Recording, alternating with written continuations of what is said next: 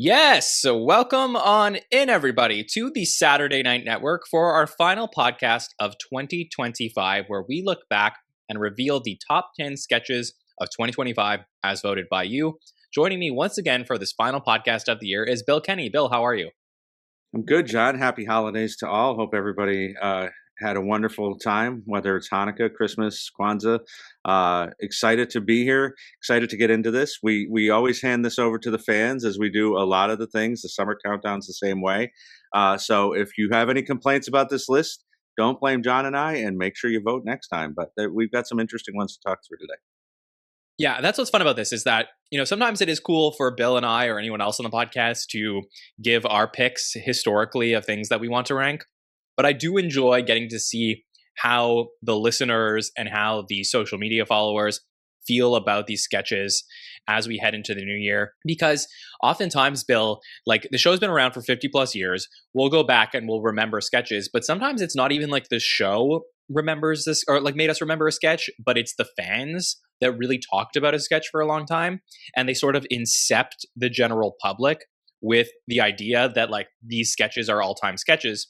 That very well may be the case, but it is fascinating now to take a look back at the year and start to think about which ones of those sketches could fall into that category. Definitely. And I think there's something very interesting we're going to see as we go through this countdown, where last year, if you recall, it was basically, I think everybody was in agreement between Beavis and Butthead and Jumanji being like 1, 2. It was going to just who was going to finish first.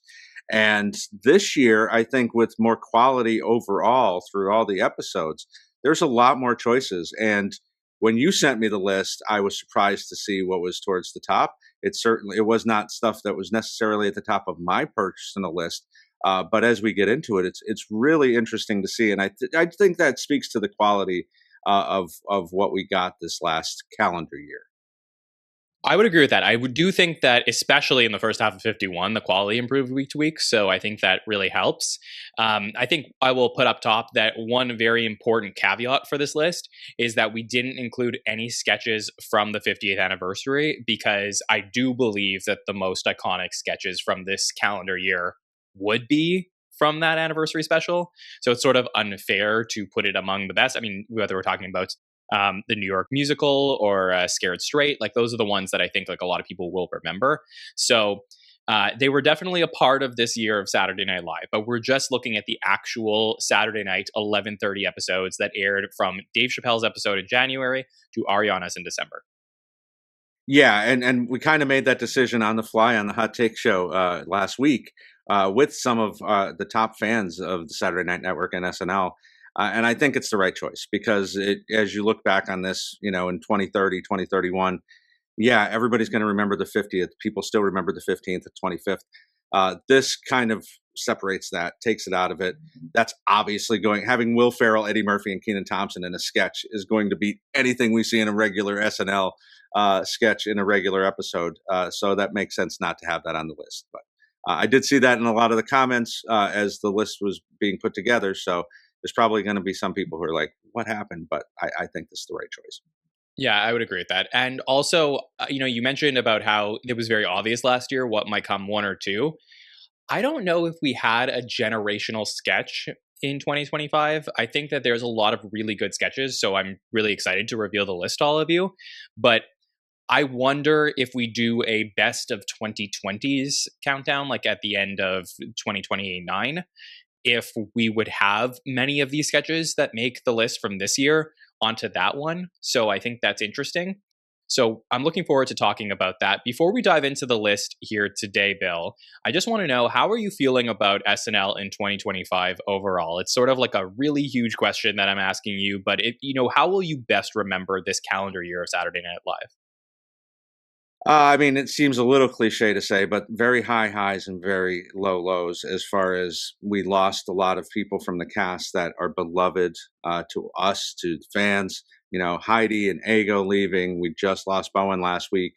But seeing this incredible rookie class come in, seeing people like Ashley step up, it really puts it on a different tier. I think it's going to be one of those things that we talk about if it continues on this trajectory, of course with 32, 12, 21 with just the infusion of cat. You and I talked about rookie classes about a month ago, and I think that's a big part of it. It's infused such fresh blood into the show that even as we went through these sketches over the last couple of days, seeing the difference between 50 and 51 is really kind of odd to see how much it's changed in such a short period of time.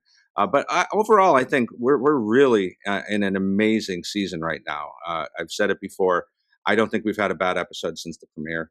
Not even close. So I would agree with that. I think that the disparity between the back half of season 51 and the back half of season 50 and the front half of season 51 is one of the largest disparities I've seen in our entire time podcasting. So over the last 6 years, that's what made this countdown even harder, because I feel like there is such a difference between some of the things we were seeing. So I think that the gold standard of sketches from the back half of 50 stands out a lot higher than the front half of 51.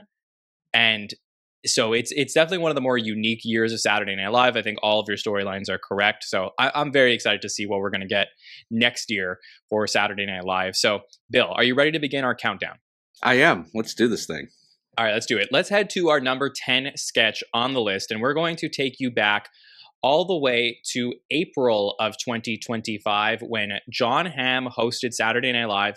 The night was April 12th, 2025. We were all very excited for Jon Hamm to return for his fourth time hosting. It had been 15 years almost since we saw Jon Hamm there. And that night, we got a fascinating pre-tape called The White Potus. And this was a sketch that was based on season 3 of The White Lotus and using the Ratliff family to show off the Trump family. It featured the return of several fan favorite cast members like Alex Moffat and Beck Bennett. We had Scarlett Johansson making an appearance in this one as well. It was a very cool sketch to get to see and really used the analogy and blend of what was happening on the show with what was happening in real life, as we got to see James's Trump character, play the head of the family who was just going through it on his week on vacation. And it was a very long pre-tape, very dense, but a lot of really cool things were happening in this one. So how do you feel about it landing here at 10? Definitely had this higher on my list. I think this is one of my favorite shows. I don't know if you watch White Lotus. I do. But yeah, this is such an incredibly put together show by Mike White, something he started during COVID. And we've had 3 incredible seasons. And yeah, as you said, like beat by beat, what they were doing with this family that was in White Lotus and making it about the Trump family, making the choice of Chloe doing Melania, doing Parker Posey was great. Even getting called out by Mikey's Jr. What is that accent? Aren't you from Slovenia? No, North Carolina. And yeah, in a season full of cameos in season 50, and we had some incredible ones. Seeing recent people like Alex and Beck come back, a wordless cameo by ScarJo. It was really well put together. Probably the best TV parody we've seen in the last 5 years, I would say. I honestly believe that this is a generational pre-tape and one that has an opportunity to be ranked at number 1 on this list, or had an opportunity. Like I would almost venture to put it at 1 on my own list, because I think it was so smart, and something that I was really praising that week that this came out was just that like political material over the show in the last 15 years, like post Downey and sort of Seth, weaning off of the show, has been like maybe lacking the punch that I think it has had for generations. And everything here was just like really well thought out. And I just don't know who at some point it clicked with, where they're like, oh, wow, the family from the White Lotus matches the family, like the Trump family, so well. And then it just like built out from there. And I love everything about this except for the ending. I hate the Tiger Woods CBS Masters thing. I talked about it at the time. Yes. That was not very exciting for me. It sort of takes place in this very sexualized scene between the brothers that was very popular to talk about. But every other beat of this, I do love. I think that, Bill, the most popular thing to come from this sketch was Amy Lou Wood's character, Chelsea, being made fun of by Sarah and talking about her teeth. You all right? What's that? And how she sort of took offense to it, and Sarah would end up sending her flowers. We would talk about this for a while in the spring. But I think that probably took away from how well done this was. It definitely did. And I don't think it's one of those, even though the show is very specific, I don't think it's one of those things that you have to see to get, the basics of what's happening here. And I think you and I, most of the time, are okay with the political stuff, even though we do shake our fists and say, wish they would mix it up, wish they would do something else, wish they would do it after the cold open, throw something in there, get away from just the monologue by Zhazh as Trump. And they did it here. This was a home run. The one that comes to mind, especially since it was another pre-tape, is Burn Your Enthusiasm, which is now 15 years ago, basically, or something like that, 10 years ago. So this is really something that, the show needed, especially at this point in season 50. They're kind of off after that hangover of the celebration, and to find a way to do this and to have, like I said, all these cameos. It was really just one of the best moments of the year, something I could put at number 1, too, for sure. I'll also try and mention the writers of every sketch that we talk about. So this is Colin Jost, Eric Kenward, and Kara O'Sullivan. And I think that Colin was the head of this one, but it was another notch for me in why Colin is an all-time great writer, just putting this whole thing together. I think that one of the things that we talk about a lot in the podcast that has to do with TV shows and movies specifically is that you can lose some people with the specifics of the details of the show. And I think that this was one of those sketches that rewarded people for watching the show, but also didn't take away the enjoyment from people who haven't seen it. And that was the beauty of it. And I guess that there aren't really fully monoculture shows anymore, but as far as The White Lotus was concerned in the spring of 25, it was probably one of the most watched TV shows in a while, maybe since the season finale of Game of Thrones or something like that. It was one of those things that I think so many people were talking about that it really helped that SNL did cover it, because it made it feel very culturally relevant. Yeah, we're never going to get stuff like Friends parodies in the 90s, because everything is just so fractured now. Maybe the closest thing, maybe we'll get this in 2026 with Finn Wolfhard coming in a couple weeks after the Stranger Things finale will have aired. That's probably the closest we get now to water cooler show. But White Lotus is up there. I think White Lotus, Last of Us, these prestige HBO shows are maybe the last bastion of something that people can really relate to, something that they feel like they have to watch the night that it comes out, so they're not left behind when they get to work on Monday morning. Definitely. All right, so that does it. The White Potus here at number 10. Also, I just want to say I love when Alex Moffat is eating the butter noodles, and it's like, I love my butter noodles. Just shout out for that one. Okay, let's head over to a sketch. We're going to move to season 51 for number 9. This is a sketch that just aired this month from December 13th, 2025. The host that came in from the UK, Josh O'Connor, was in a sketch that involved some very sensitive strippers, and that is our sensitive stripper sketch here, with Ben Marshall hugging Sarah Sherman and Josh O'Connor hugging Ashley Padilla, as it is a bachelorette party for Ashley Padilla's character, and she is so excited as there's going to be some strippers coming. It's a different kind of stripper, as we see Ben and Josh come in and just get very emotional with the ladies there. And this is a very recent sketch, but one that lands on the board here at number 9, Bill. John, do you remember what you were doing all the way back in December of 2025? Like, I feel we were so much younger. Do you have a picture of yourself from that time? This isn't a patron podcast. No young pictures of me. Yeah, this is an interesting one to make the list. This was a lot of fun. It's hard to really put this compartmentalize where this falls as far as things, because it is 2 weeks ago. But Josh O'Connor ended up being a pretty good host.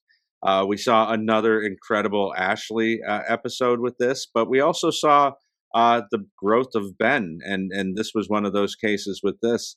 There were a lot of funny lines here, stuff that really stuck with me, like when Chloe says that she's afraid Ashley's going to cheat for real. Oh, shut up, Jan. I would.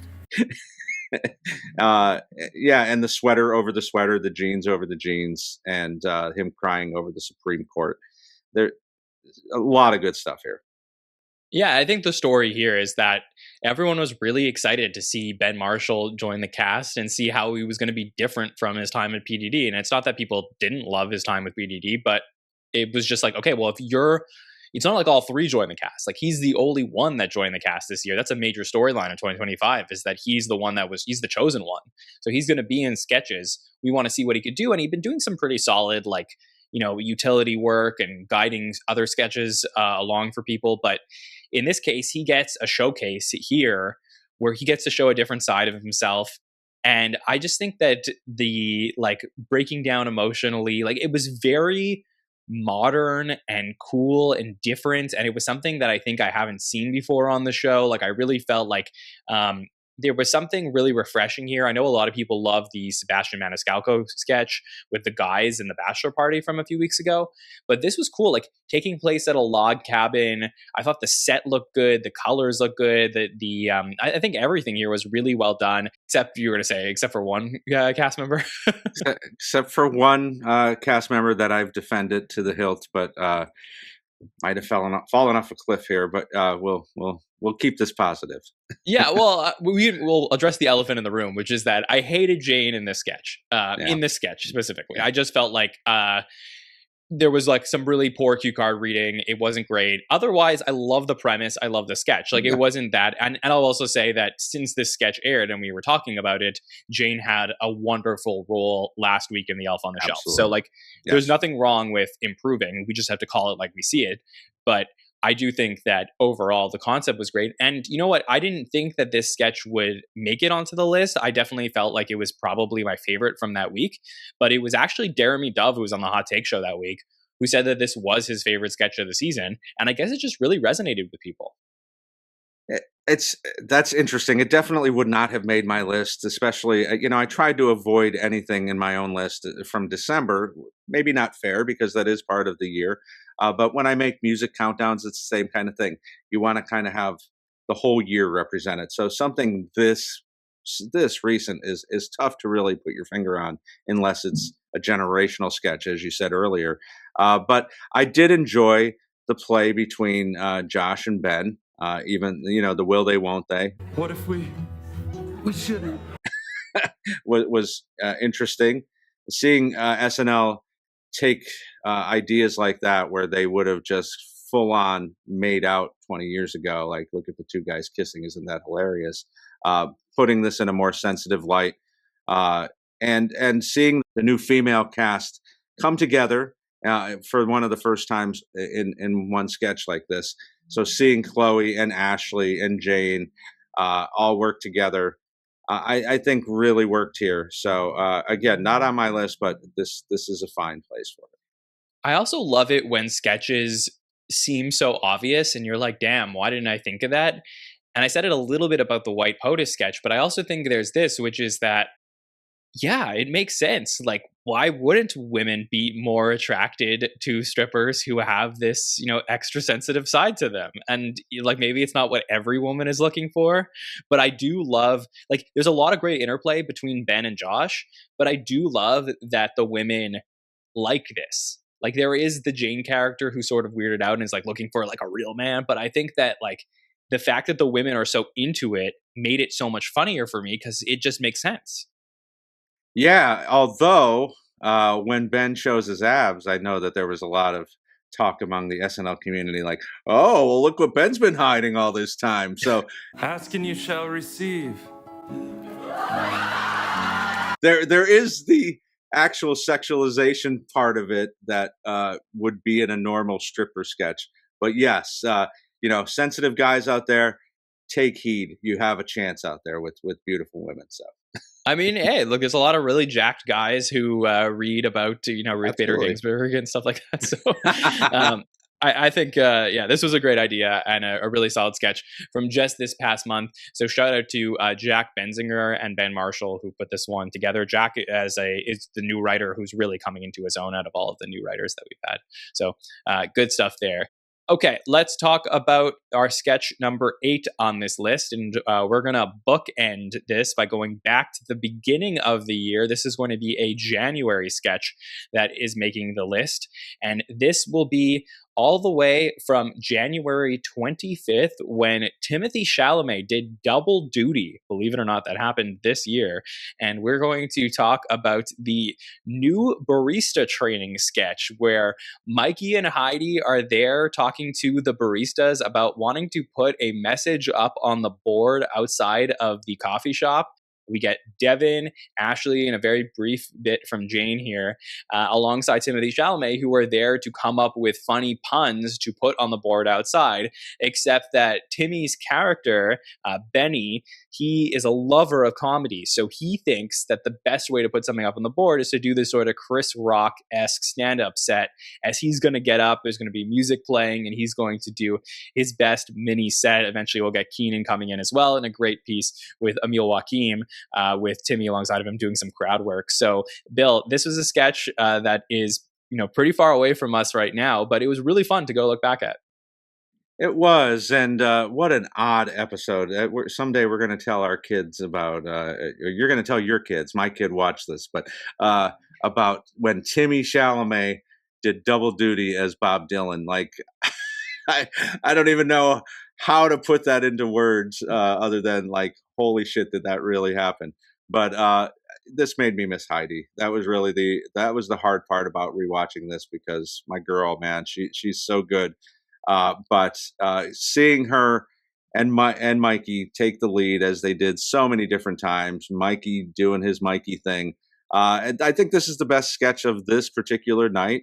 Chalamet showing why he's become a favorite of the show so quickly, coming back time after time.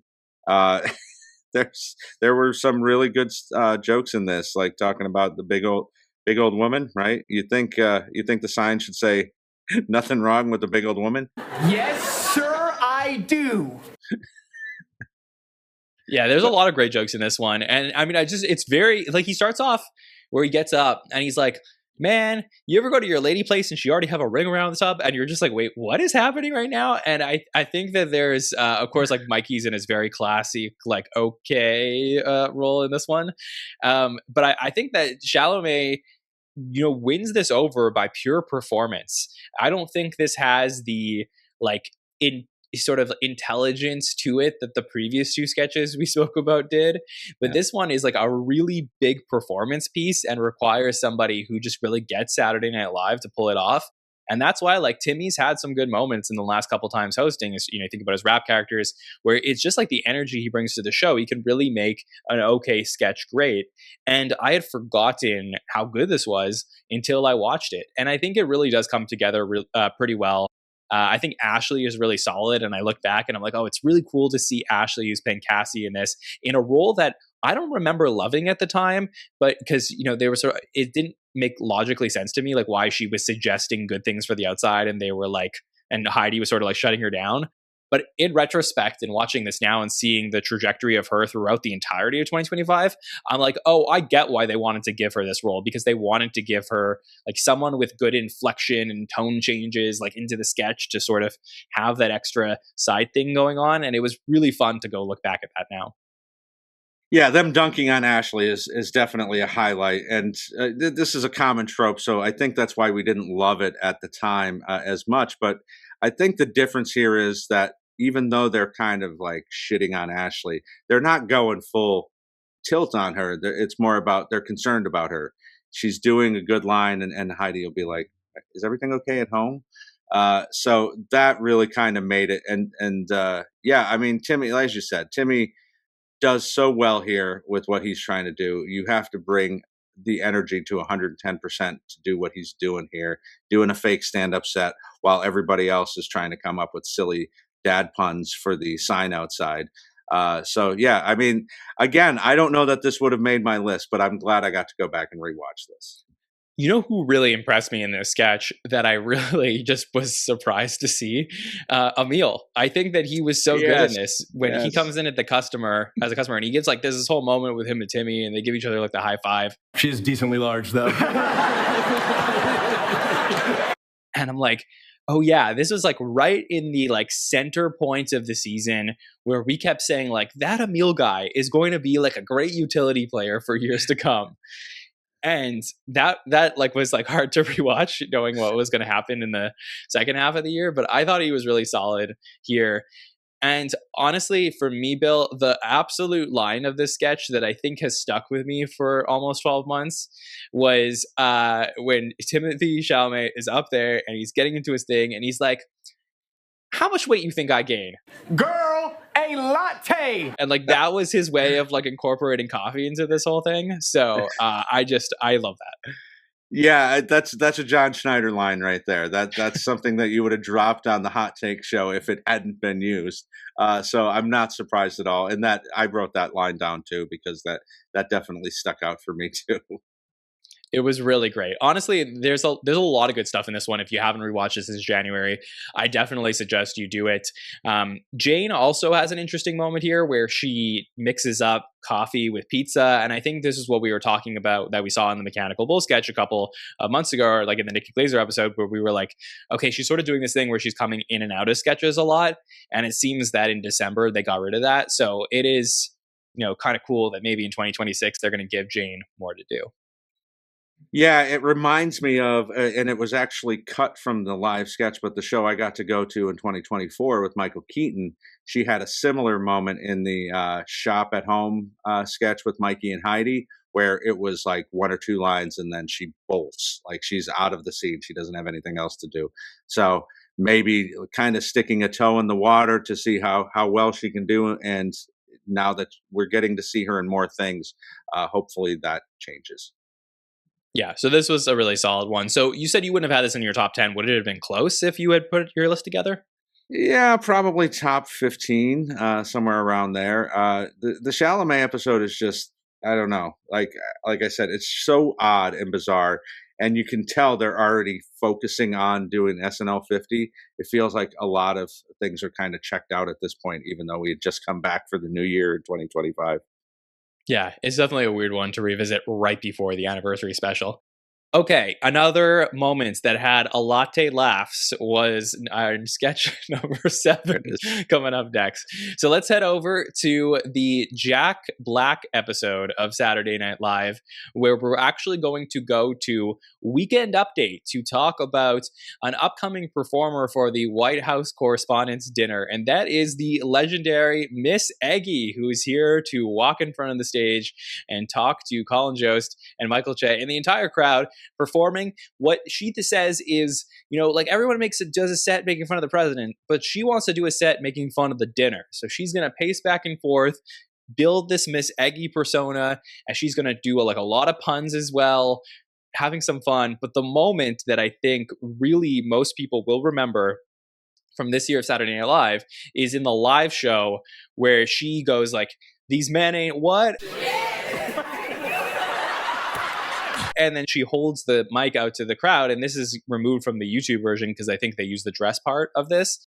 And then the crowd says shit, and then she has a great reaction, and Jost and Che are beside themselves at the desk, and she's like, "Oh, you want to get fined for that?" I'm gonna be mad at y'all. And of course, she'll get back into it eventually, but I think it is such a fantastic moment, and maybe the best moment of the entire year, Bill. It's definitely up there because much like the Beavis and Butthead sketch, which is from 2024, which is remembered for Heidi breaking, it kind of loses the forest for the trees because the actual whole sketch is good. Same here. Like there's a lot of good stuff going on here. The interplay between Jost and Eggy, talking about having sex after 50 and you're not 50. Her being in front of the desk, it kind of people lose what actually was a very, very good piece here because of something that's going to stick out. Her calling Lauren out by name, and Lauren's going to be mad at y'all. It loses how good the entire overall sketch is, and I would pay a lot of money to go watch Ego do this somewhere. Yeah, it is really fascinating because she would do this again in the season finale. And of course, then she would leave the cast between 50 and 51. So you would think had she stayed on the show, she would have done this at least one more time by now. And I think that it does create a little bit of a magical moment where she was so well known for Lisa from Temecula that I think that this, reframed everything where it's like, okay, it's not just that one character. It's not just like a bunch of stuff as super fans. I think the casual audience tuned in for this big moment that we got. So I know that the swearing was involved that made it tough to put it online, but I think that it is something that was talked about so much that I almost wish that they just had a way to let the public see it, because it was really an all-time moment that aired that night in April. Yeah, taking it out. I mean, just put a warning on the damn thing. I don't understand why you can't just keep that in, because it definitely loses something. I watched the YouTube version today, and I was like, well, that kind of like you're taken out of the moment immediately because that's not there. But yeah, I mean, this. I mean, we're going to be talking about Ego for a long time. Like she's one of those cast members in the last 20 years that's really stepped up, been one of the best people that we've seen on the show. Hard to imagine having a better career than she did on the show. Even though she did have her ups and downs, I know the last couple seasons we didn't see as much from her as we would have hoped. But since this is the way that she ended up going out, I'm happy to see that was the case. Yeah, I would agree. I also think that there is some fantastic reactions, not just at that famous moment, but throughout, from Jost and Che in the background, where Jost is like, I mean, he's obviously playing into it. It's written for this moment, but he's just like so confused about why is she doing this? And she's like, she's talking about like her kids at some point, and she's like, she has like 10 kids, and then Jost's like, you don't have any kids. And then after that big moment, she'll like get back into it, and she's like, sex is different after 50, and he's like, you're not 50. Yeah. So that I love, because I think that we get so used to like the question of like, how do we use Jost and Che with the correspondence? And oftentimes someone will be sitting next to Colin Jost and they'll be going on this like long rant as a character, and then Colin will like pipe in with some like self-destructive line about himself, and he then will, again, it's always pretty funny. But I do think this was like such a new creative way to get them involved. I love that she's at the front of the desk and it has like motion there, and it was very much like Chris Kattan-esque from Tina and Jimmy's era at the update desk, where he would come out in front and do something. And I just love the creativity of all of this, Bill. Yeah, we talked about it a lot that week, that this is not something they do very much anymore. It was something they did a lot in the early 2000s. But your point is well taken, because I don't think you think about when they open Weekend Update and close Weekend Update, that's really the only time that we see Jost and Che on the screen together. So seeing both of them react in real time. The other line that I really love that she throws out there after one of the things that Joe says is, Che, come get your friend. I ain't doing crowd work.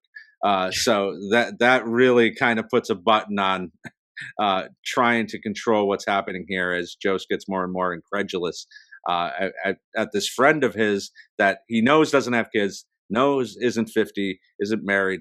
This was a great moment for everybody involved. It was a really cool moment. And this was put together by Ego with Josh Padden, Will Steven, Carl Tart, and Asha Ward. I should also mention that the previous sketch we talked about, the Barista Training, I forgot to mention the writers on that one, and I do want to shout them out. So that was Carl Tart and Moss Perricone, rookie writers, putting that together for the Chalamet episode, and they're both back at the show this season in season 51. Okay. Let's move on to number 6 here on the list. And definitely one of the stories of the entire calendar year has been the ascendance of Ashley Padilla. So let's talk about this sketch that comes in here next at number 6. And that is from the Glenn Powell episode of Saturday Night Live back in November, we got Ashley's very famous haircut sketch. And there's a lot of lore to this sketch, Bill, that if you watch the T-Mobile behind the sketch thing that SNL put out a few weeks ago, she talks about how this was a sketch that was originally intended for Weekend Update. It had come from her days at the Groundlings that she did, that was actually produced by former SNL writer Bob Odenkirk.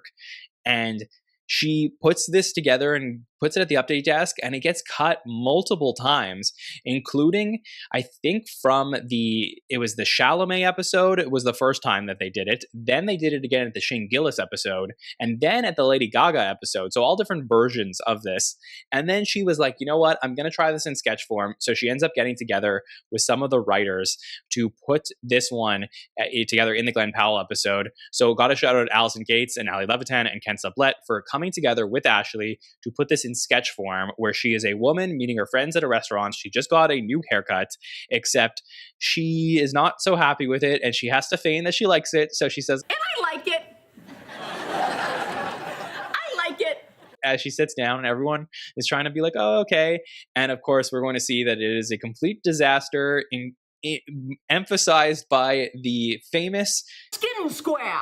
she has on the back of her head. So, Bill, let's talk about haircut from Glenn Powell's episode. There's a lot to unpack here, and I love that behind the scenes information. That a lot of SNL characters through the years, that's something that you can point to, having a hard time getting it on. Wayne's World starting in the corner of Shit Can Alley in Studio 8H, and what that became. And it's great to see that she did finally get this on. I mean, we rave about Ashley, and she deserves all of it. And I don't care if people are like, well, you talk about Ashley too much. Yes, the entire cast is great, but seeing what we're seeing from her in her sophomore season is something we haven't seen a lot of in the history of the show in 51 years. So it is worth talking about. And, when we get to the end of season 51, when we talk in the summer or leading into season 52, that is going to be something that we have to talk about a lot, because this is incredible what she's doing. A couple weeks ago, she had 8 sketches on the show. So this is one of the highlights of this season. And she plays roles like this so well. She had that dog sketch in 2024. She had that Michael Keaton sketch where she's the wife. Playing, it's hard to describe what she's doing, but she's almost separated from herself. She is aware that something's not quite right, but she is still trying to put the best face on it. And I think this is the highlight of what we get to see from her with that, as her friends are all reacting and trying to comfort her. But she doesn't need comforting, because she is actually okay with what's happening here. Well, I think that the veil is broken through a touch, where at certain points she starts to she breaks down a little bit, and then she puts herself back together. And I think that you can only get that with a performer like her. There's a lot of other cast members who have tried to be the center of attention and be this crazy kooky character that's sitting around a table, and they stay the same the entire time, which is great sometimes, right? Because it's you really get into character and we all love it. But I think that's where the all-time greats separate themselves, where they have more range to them, that they don't hit the same beats always throughout the sketch, and it's sort of a journey that they're taking you on as they build through it.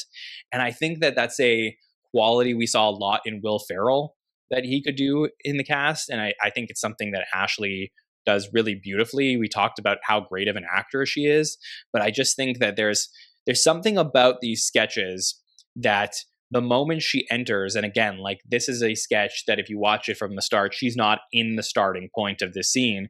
So she does enter it a little bit later, and she holds this silent moment there where she really is orchestrating the rest of the room.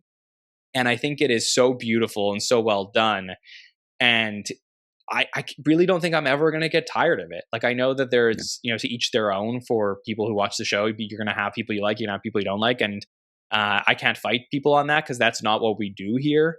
But I think what we do is acknowledge greatness. And I think that what we're seeing here is somebody that was so well built to be on Saturday Night Live, given the opportunity to perform, and just hit a home run with this one. So I was glad that she was able to push this on. And I think, Bill, you talked about Wayne's World as an example, but there's a lot of sketches that go to die in Studio 8H because somebody doesn't have the power or the ability to find a lane for them after getting it close to making the show. And it just goes to show you that we are entering the Ashley Padilla era where anything is possible from her mind. Yes, and John, I don't know if you agree or if you've thought about this. I'm sure you have in some regard, but I feel like this is the moment for me that Ashley became evergreen. And what I mean by that is we talk a lot when we talk about old SNL, plucking a cast member out and putting them in any era, you know, the Phil Hartmans, the Will Ferrells, people like that. I think this is the moment for me where I was like, she could be in any era. If she was on in 1995 with Will Ferrell, if she was on in 1987 with Dana Carvey, she would be performing just as well as she is right here. And this was the moment for me that I was like, and I had already loved her. I'd already sung her praises since season 50. But this was like, yeah, she could be an all-timer if she continues on this trajectory. Obviously very, very early, you know, you don't know what's going to happen. You don't know how much time people are going to get on the show. But this was one of those moments where I was like, yeah, she could be in any era and do what she's doing and still be fun. Yeah, again, I mean, like we can't project out that she's going to be an all-time legend of the show, but it certainly feels like she's having one of the better starts to a career that we've ever seen. And you know, we're just going to follow it as it goes and see. And once she gets to those point where she's building upon these milestones, like we'll start talking about how high can she actually get.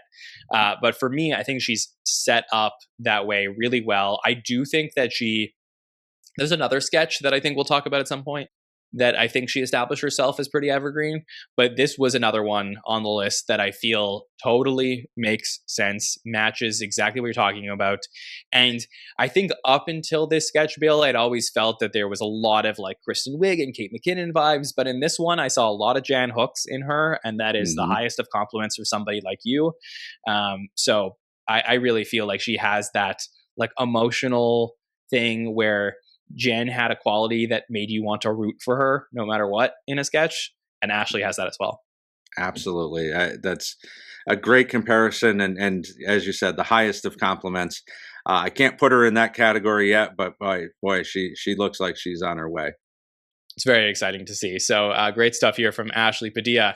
All right, halfway through the list, let's head into the top 5 as voted by you. And we're going to stick with the same episode, actually. We're going to talk about one more sketch from the Powell episode. So similar to last year when we had a couple from the Bargatze episode, this one is one that you all wanted to talk about again. Let's do it. It's the Slay Division / Bob Army sketch. This is a pretty much a full cast sketch. This is Jimmy Fowley, Kira O'Sullivan, Joe Sunday, Asher Ward, Alex English came back to help this one, and Bowen Yang all putting together this one where Glenn Powell, Bowen Yang, and Sarah Sherman walk out to talk to Andrew Dismukes, who has just joined the army, and he is learning all about the Bob side of this army as we get the Slay Division and the Bang Battalion here to explain how fighting with your Bob can actually help you win the war. There's a lot of great lines here and really like a lot of energy. It seems like the cast was having a great time with this one. Would love to know, Bill, how you feel it landed here at 5. I was on with you on the Hot Take show, and I was shocked at how much the chat, our wonderful chat, loved this sketch. I was not high on it that night at all. And felt like this was one of those cases where I definitely had to go back and rewatch because everybody seemed to be so excited about it. And by rewatching it a number of times after that, I've come around on it. It's certainly not one of my favorites of the year, but I can see where the love for this comes from now. Because, and again, like Glenn Powell, we didn't know where we were getting with him. And I think this is the moment in this episode where it's like, and we can see him coming back for sure because he's willing to play here. He's putting his pretty boy persona out on the ledge here and putting that away so he can be part of this Bob army. Having all the writers' names on the fatigues was a great touch. And the Bob dog, I mean, that's, you don't need anything other than that, right? I guess so. I mean, I think that this is this year's Domingo for me, where it's a sketch where I watch it and I'm like, everybody loves it. I don't really get it. But then I like did have the same thing as you, where we watched it and I was like, actually, you know what? It was kind of fun. I just think I wasn't like it wasn't, it's not the type of language that I use when I communicate with people. It's not the type of language that I watch in like media a lot, and that's just me personally. There's a lot of people out there who like love stuff like this. It just didn't hit me the way that I think it did for a lot of other people. So I was sort of just trying to look past that and like get what they were going for here with all of like the sassy terminology and like the things that they were trying to say that were like really almost like quote worthy and iconic in the way that they were saying it. It just like, it took me watching it a couple times to really pick up on it, whereas somebody who watches it for the first time might feel like really connected to it. And I think that I did warm up to it similar to you. Number one, it's fun to get the cast out there together, the energy. I feel like it really works in seasons where you have like a lot of new cast members, because it feels like the dynamic just feels different and hits different when you get something like this, especially on the right side of the screen where we see like a lot of our newbies are together. I think that Glenn Powell was fantastic in this sketch. Just the way that he says, you know, If you see a man with a bob, diva, you better run. like the way that he just pushed the lines forward, I think really hit me hard. And I think that James Austin Johnson, who had a moment in this sketch where, good. Yeah, and then he was like, it was crazy. The guns were like, and then he does this like, it was almost like mesmerizing to see. It's like another one of those great moments where you take James out of the Trump role and you get to see him spread his wings in other sketches and how good he can be. That I was really impressed with a lot of the people in this sketch. So would I have had it in my top 10? Probably not. But I do think a lot of this list comes down to what will people remember from this year. And I feel that there's a large portion of the audience that this just really hit strongly with. Yeah, it's probably, we've been doing this almost 6 years, and it was probably the most surprised I was by the reaction, the positive reaction that other people were having to it that I wasn't necessarily. So, I mean, you can always sway me. This is something that is great about Slay SNL. You. Yes, you can slay me or bob me. Like, this is, part of the charm of the show. Like, please go back and watch this sketch. Please try to figure out what was funny about this, because I love this. All these people over here love it. And you can kind of open your eyes and maybe see something that you wouldn't have seen if you were just watching this as a casual viewer or just once. But there's a lot of great performances here. I think a lot of the time with parade sketches, we're getting one person on the screen at a time. Here you have so many on screen at the same time. So you're getting to see these interactions with all the new cast members, people like Bowen and Sarah and Jaj who have been there a while, and all getting to play together in this sandbox. So yeah, it wouldn't have been in my list, but I definitely appreciate it more than I did at 1:30 in the morning on the night this aired. Yeah, and I definitely think that like, I hope we don't lose sketches like this without having Bowen as a cast member on the show, because I think that Bowen, brought such like a fun, unique voice to the show. And it's not just that he's a gay cast member, because we've had many gay cast members over the years, but I think that it's like the fact that he uses like culturally different terminology in some of the sketches that we aren't used to. So like, if you were born and had no access to media besides Saturday Night Live, and that was the only thing you were consuming, you would get a lot to learn about like cultural things from watching a sketch like this, where Bowen is one of the faces there. And I think that Sarah and Glenn also do a fantastic job, but it's one of those things that you can't help but think about when you watch a sketch and see how great Bowen is in the role up front. So I think this was a really solid sketch all the way around. It's just not, for me, top 10 of the year. I think that there are definitely others that I feel like resonated with me more as being just overall the best, but I think that I can understand how a lot of people will walk away and be like, this was my favorite thing I've seen from this year. Yeah, definitely.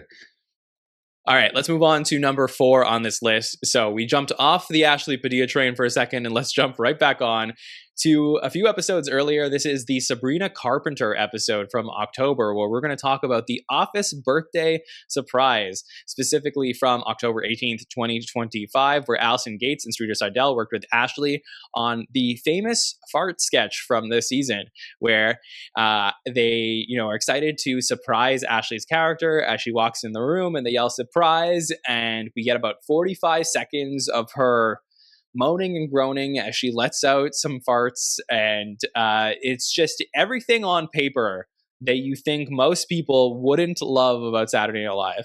I think Tina Fey said, sometimes sketches are like one big fart joke or something like that, but like this was this, and it takes one of the most talented performers we've ever seen on the show to be able to pull something like this off, where she just is so awkward, lives in the silence. Eventually, she's going to sit down with her coworkers and try and just understand how they could surprise her like this.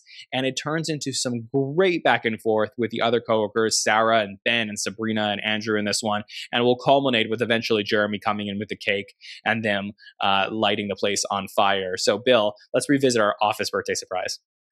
Yeah, John, this could have been a real stinker, but I said Ashley became evergreen to me in the previous sketch that we just talked about. This was the moment I knew she was going to be great, because to stand out there for 40 full seconds and just fart like nothing else. If you replace Ashley, let's do our sports metaphor here, John. The war wins above replacement. If you take Ashley out of the sketch and put almost anybody else, this doesn't work. We're talking about this as one of the worst sketches of the year. And somehow now it's number 4 of the entire season, of the entire year, because what Ashley's able to do here, her facial expressions, her leaning into what's happening.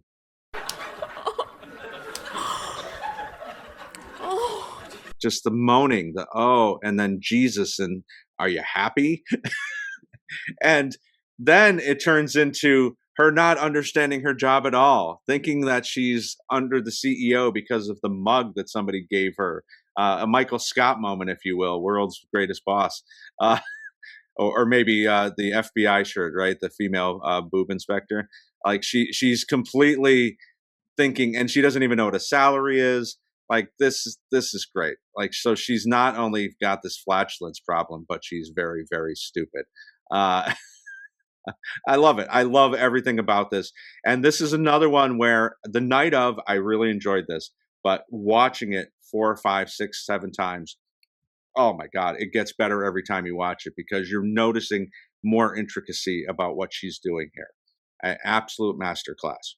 It really was. It was one of those things where we could look back and say that this is the night that Ashley Padilla became a star, because I think that in the Bad Bunny episode for the premiere, she had this really good parent-teacher conference sketch, and everyone's like, oh, wow. Like, look, Ashley's just like building it like step by step. Last year, like a lot of good lines. We were looking for her. We're like, okay, interesting. Then she did that first sketch in the first episode of the season, and we're like, all right, I think she's the best part of this episode, but still not like taking over the show. This was the moment here where everyone was like, whoa, what is this? Like, even non-regular SNL viewers were talking about this sketch.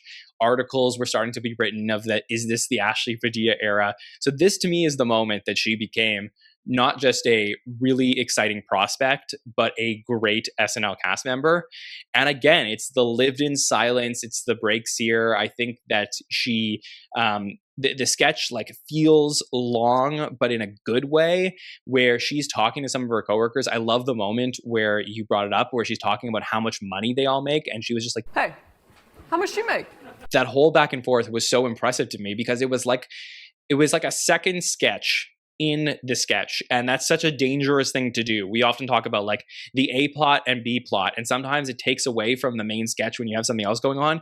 But there was almost their own sketch here about a woman who at work who doesn't understand that she doesn't make enough, like as much money as her coworkers. But that wasn't even what the sketch was about. It was like character development within a sketch, to the point where you're like, oh, I could see this character in a different era being in multiple situations sometime in the show, like the surprise fart lady.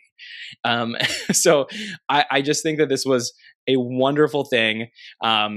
again, the Jeremy thing, the Party City button, like not my favorite, but I'm able to look past it because I just think Ashley was a tour de force in this one. Yeah, and another thing that really kind of stamps her greatness here is she flubs this huge line, right? She's talking and she's like, "I laugh too, I guess, but just not out of my butt." Immediately goes into the actual line that she was supposed to say, but doesn't do it in a way that pulls attention to her. She was supposed to say "out of my mouth," obviously not out of her butt. And Ben is breaking this entire time because she messed up, but she fixes it. She fixes it on the fly. Like, that's not easy to do. Like, it would have been so easy for her to just break down in laughter or just leave that line in there the way it was. No, she went back, did the right line immediately following her flub. I mean, that's just amazing to me. Was that flub from the YouTube video? Because I think that was Dress that she had that flub.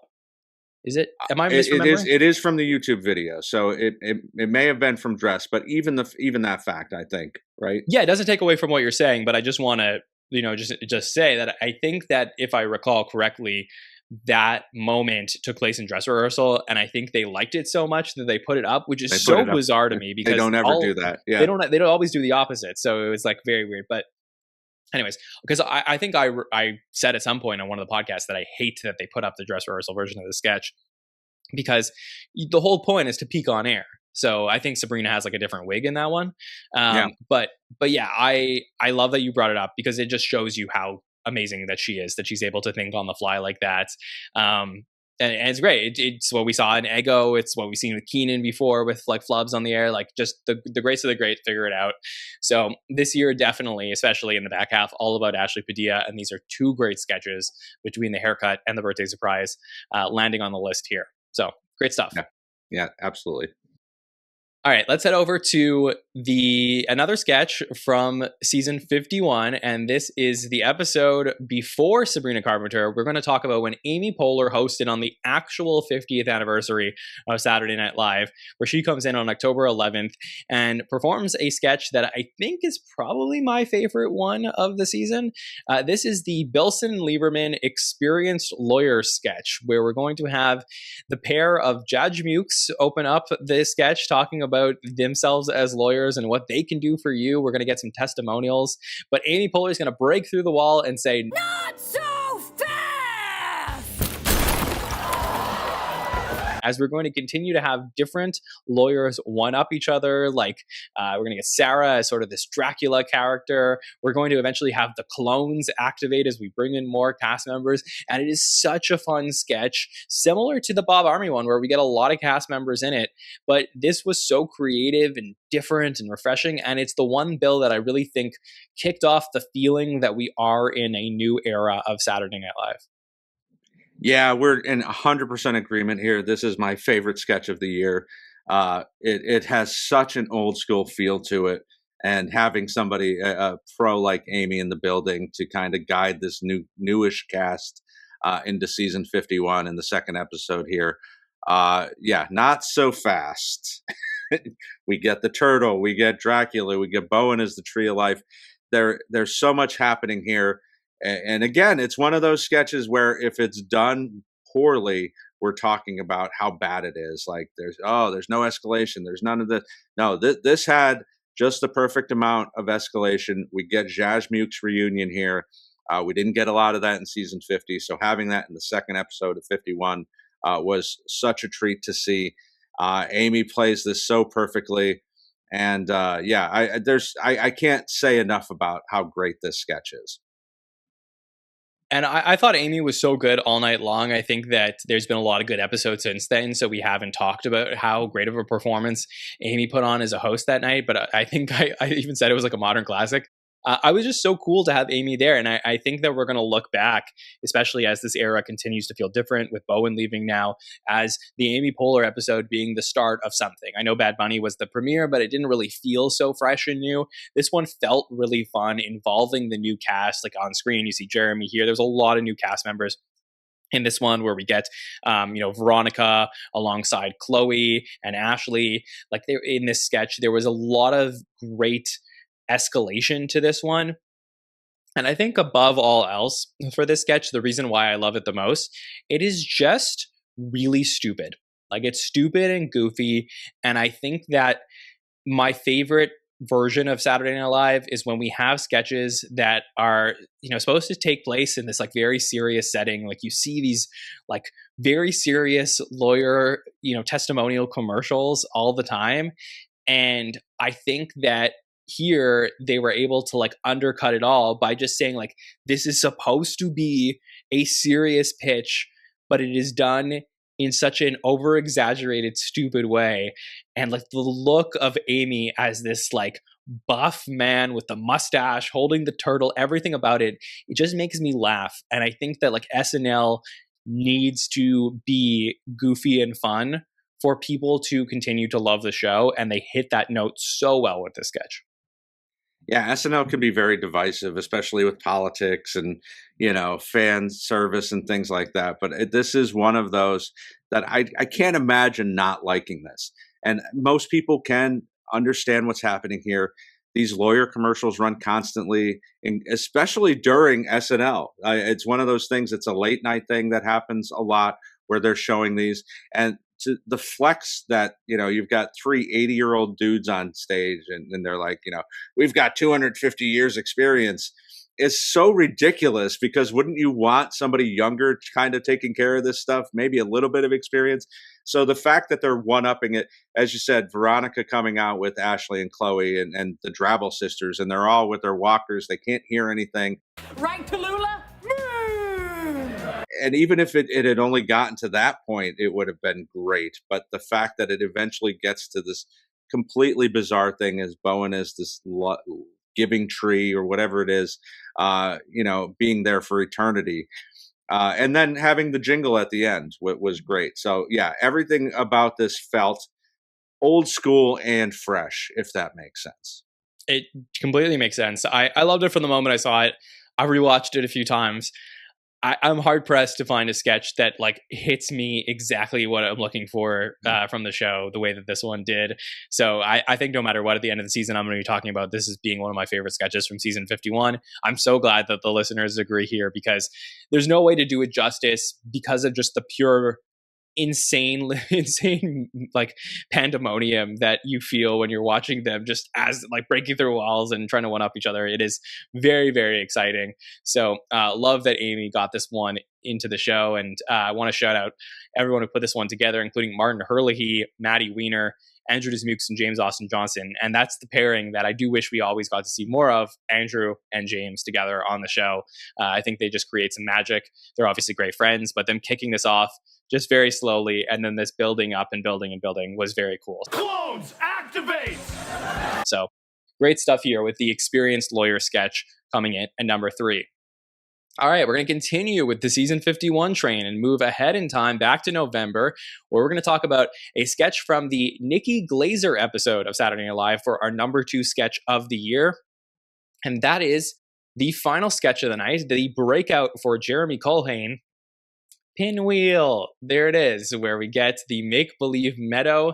We're going to have Anna going back and saying goodbye to her friends that she had as a child, except that Jeremy and Mikey's characters are so obsessed with Pinwheel that they cannot just keep distracting, or they just keep distracting Nikki and blowing on the pinwheel. And it is so funny and so well done. Glad to see that Jeremy has this in him.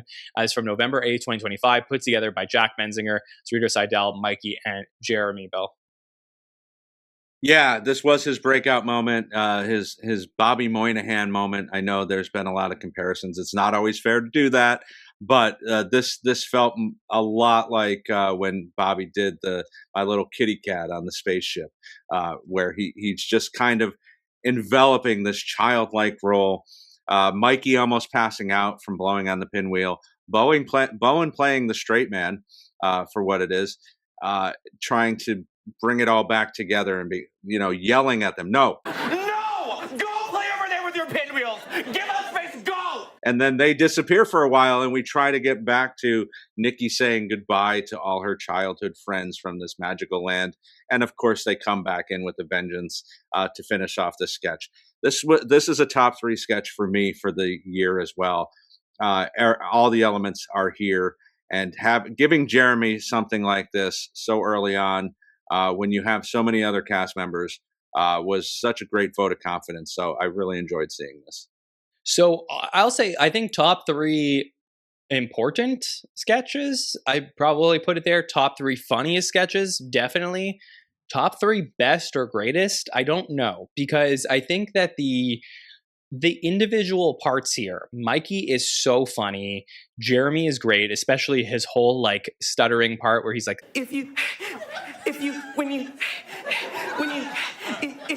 so great.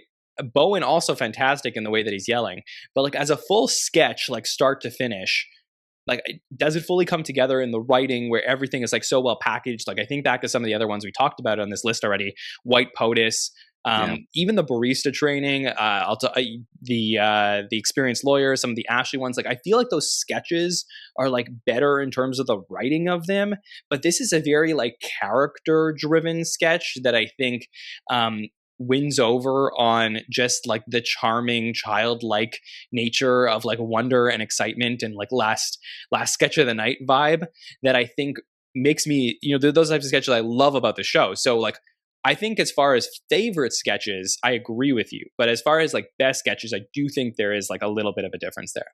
Yeah, absolutely. And yeah, definitely favorite. So yeah, you are right. There are better written sketches.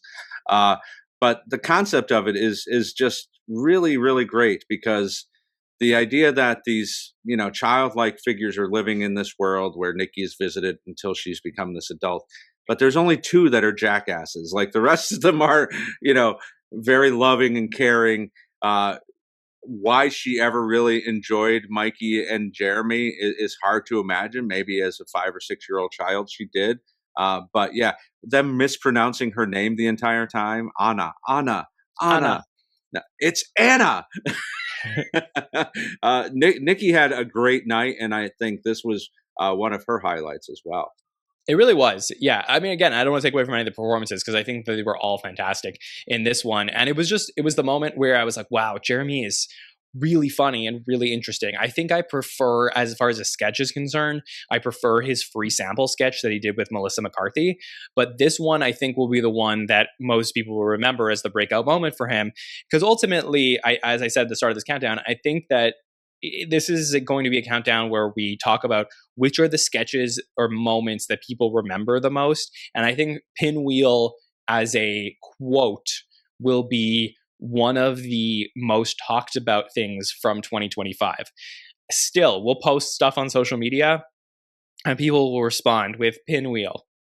It just became something that I think was passed around and quoted. I think it was perfect for like the TikTok generation of the show. And that's why it probably deserves its place here up at number 2 on the list as being one of the most important sketches of the year. So I definitely understand it. I just wanted to like quibble with the definitions a little bit, but overall, great stuff here from Jeremy. So funny and really well done of the listeners to put this on the list. All right, Bill, are you ready for the number 1 sketch of 2025? I am. Let's do it. All right, let's talk about it. This one is from the season 50 portion of 2025 in an episode that we actually already talked about, but we're going to go to a pre-tape here and go to the Jack Black episode and remember our Goth Kid on vacation here at number 1. This was a music video where we get Keenan and Ego singing about going to Jamaica, and you think it's a tourism commercial, but it is really them talking about the one person in your family that just absolutely does not want to be there, and that is the Goth Kid on vacation, played by Michael Longfellow, in a role that I think he will be remembered for the entirety of SNL. Just having something different than his update appearances. Like here, playing that Goth Kid alongside his entire family. We're also going to get Jack Black in a great role playing the My Chemical Romance character. And I just think, Bill, what we got here was not only a great concept, but an extremely catchy song that is impossible to get out of your head. Yeah, it seemed to resonate with a lot of different generations of SNL fans. I'm a little surprised at how high it is because I think there's even a better sketch from the Jack Black episode that I would have put above this. But yeah, there you have all the proper elements of music. As you said, the My Chemical Romance, Welcome to the Black Parade, Jack Black bringing his musical abilities back to the show in a different way that we've seen. This was a triumphant night. This was, we got Jack Black and John Hamm back-to-back weeks, two people who we loved so much when they came to host SNL. So to have him back in the building, I think this was one of the best episodes of season 50 by far. And yeah, it is a Longfellow joint for sure. Something that we're going to be talking about. Ego and Keenan singing Jamaican, very, very good as well. Zhazh and Heidi playing the married couple, the parents to this Goth Kid. Yeah, I'm not surprised that this has got voted so high because people have been talking about it since it aired. There's so many great things about it, including that little interlude that they have with the family where Heidi's yelling at Longfellow's character and, saying, he responds with like, Happiness is a disease. There's so many great shots to this. It's a one that I think people go back and rewatch because there's like little things that are great. When Ego's in the lobby singing about his big boned girlfriend as he's there, like looking at this woman on the phone. There's so many things that I think people can relate to because I think that you don't have to be a goth kid to relate to this. I think there's just like a point in everybody's lives where they go on vacation with their family and they just wonder if they would rather be anywhere else. And I think that that's what was relatable besides the fact that this was extremely catchy. And look, it does remind me in a way of, it's a very different tone, very different sketch. But the last time that Jack Black hosted prior to this was, 20 years earlier, where Smigel puts together Christmas Time for the Jews and we have Lazy Sunday in the same episode. So a very famous episode. But I think that with Christmas Time for the Jews, it was like one that was like so catchy. And for a lot of people, they were like, oh, wow, this is like an amazing song. And people would sing it for years to come. And I just think that this has great plot, a really catchy song, and there's a lot of Longfellow nostalgia here, where we have a guy who everyone seems to really love, brought a unique voice to the show, an old school unique voice to the show, like one that reminded you of cast members that we haven't had on the show in 20 or 30 years, that had a lot of potential to be something interesting for this era of the show, and he got cut short. And you look back at what we got in April, where we really felt at the time that his back half of season 50 was the strongest portion of his career and something he could build upon. And the fact that he's not there anymore, I think makes people excited to look back at this one. Yeah, it's definitely, it's one of those things where I'm glad he has this for his highlight reel. It's not just a Weekend Update appearances. This is something that he'll be able to point to forever. Look, I was with Jack Black. I got to do this on the show before I left. It is your point about it not having to be goth is well taken, because I think that is very true. It doesn't matter what you were into. There is a point when you're going out as your teenage self and going on a vacation you don't want to. So the ending with him coming down the zip line being so happy is also very, very funny. To get the one moment of happiness that he has while he's on this vacation. So yeah, I mean, a very interesting number one choice, but I can completely understand it. It is catchy. It is something that's kind of stuck with us for about 8 months now. So would this have been in your top 10? Probably top 10, towards the lower end of it. Yeah. Yeah, I think this is one that I would say, I don't know that I would put it at 1, but I think that it has an argument to be top 5. I think that there's definitely a debate for it to be top 3. I think 1 is a little bit high, but I totally understand that this is going to be the sketch that I think most people will remember from this calendar year. If there was a DVD cover for 2025, I think Michael Longfellow as the Goth Kid is a great picture to put there. So overall, I think the listeners did a really fun job with this one in what we said was a more difficult year for sketches. So Bill, now that we've gone through these 10 sketches, how are you feeling about the list overall? Feeling pretty good. There's some that I would have definitely put on here. As I said, with Jack Black, I think First Play is something that really resonates. Give us your snubs. Okay. First Play with Jack Black, I think was probably in my top 3. To be honest, I think it's one of the better sketches that we got from the year. Evacuation Alert with Dave Chappelle. Probably his best sketch work on SNL in all the times that he hosted. Couple of beers. Yeah, I had that one too, because I also say, okay, so let me while we're doing this, well, I'm doing this on the fly with you, but I'll just check where those came in. So you said that the first play was one that you would like. So that one came in at 30 on the list. Ooh. So Wow. Pretty low down. Evacuation Alert came in at 23. I would have loved it if that one made it as well. I'd like that one. A couple of beers. I think getting back, this was right after SNL 50, and we were talking about how they didn't do commercial parodies like this anymore. And all of a sudden, we got one on the Shane Gillis episode. 38 for a couple of years. Okay. Pip, Midnight Matinee. I think the Dan Bula joint there with the mouse that needed to bulk up and ends up killing Marcello in the end was a great piece. Very heartwarming until the bitter end. So that would have been something that I also had on my list. In the 80s for that one. So not a lot of votes for Pip, but a great episode, the Gaga episode.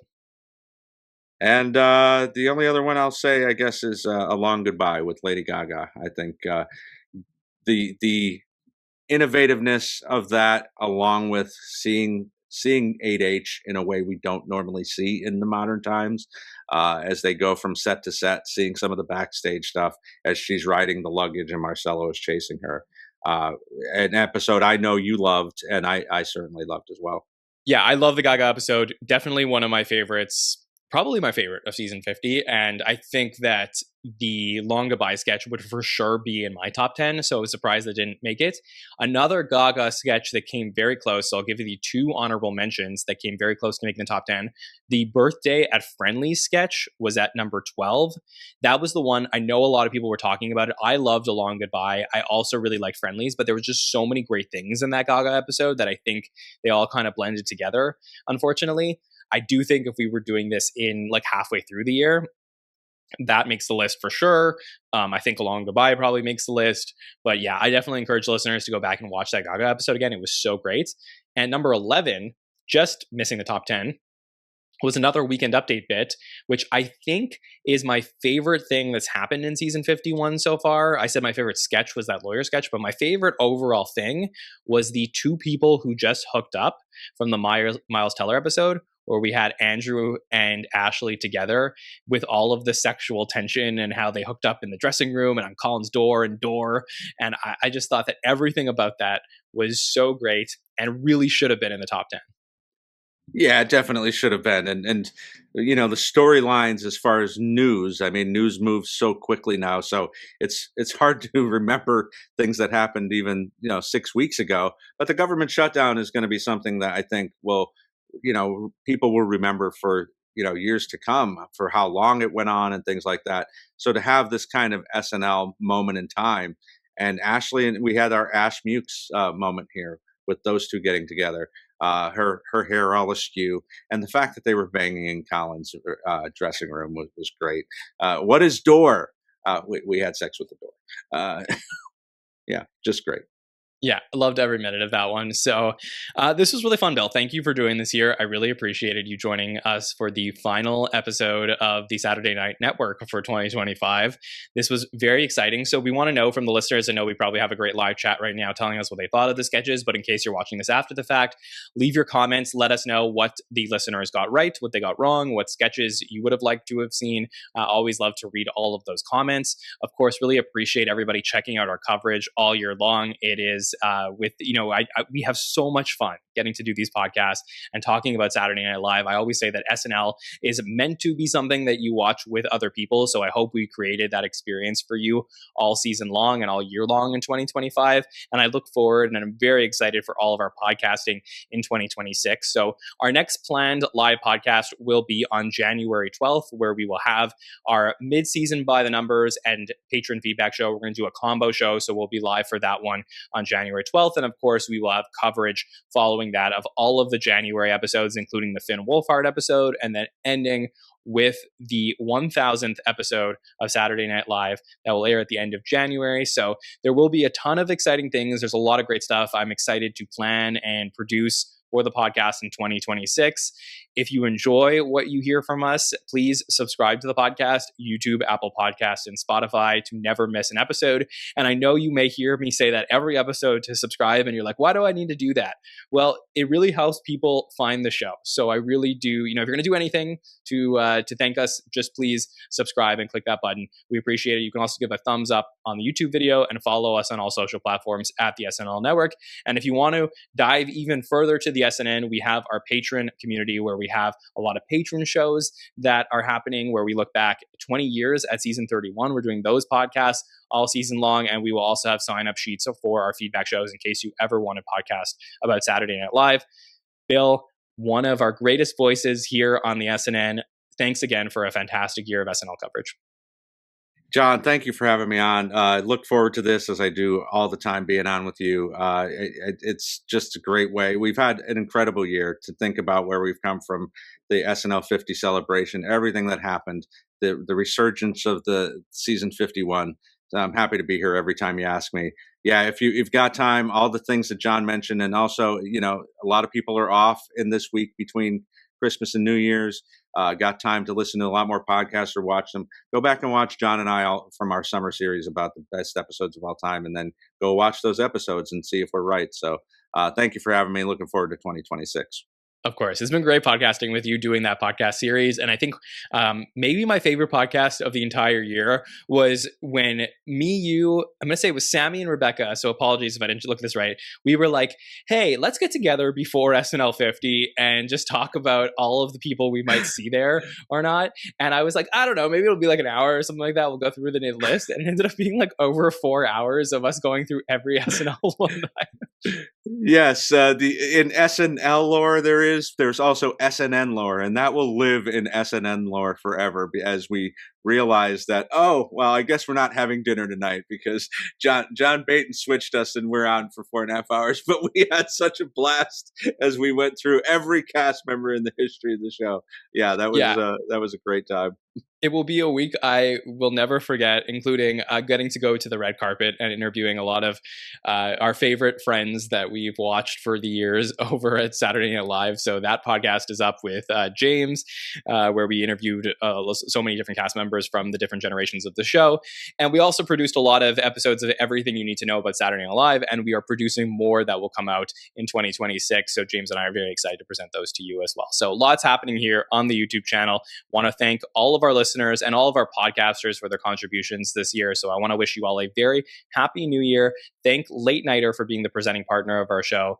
And on behalf of everyone here at the SNN, my name is John Schneider, and we will see you in 2026.